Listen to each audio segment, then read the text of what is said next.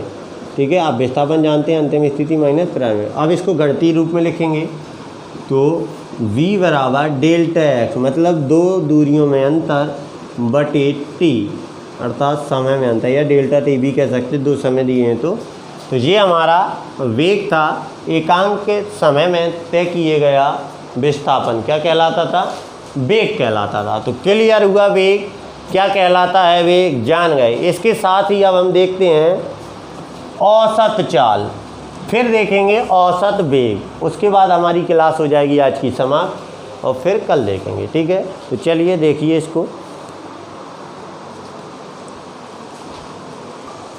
चलिए बेटा, अब हम देखते हैं अगली हेडिंग, अर्थात औसत चाल, जिससे बहुत ही ज़्यादा सवाल आता है।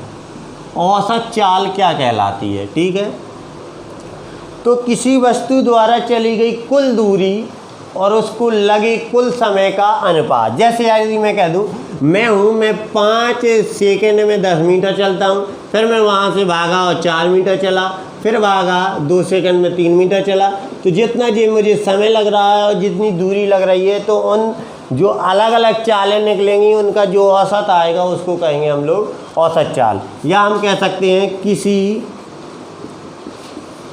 वस्तु द्वारा चली गई कुल दूरी व कुल समय के अनुपात को, कुल दूरी व कुल समय के अनुपात को क्या कहते हैं, औसत चाल।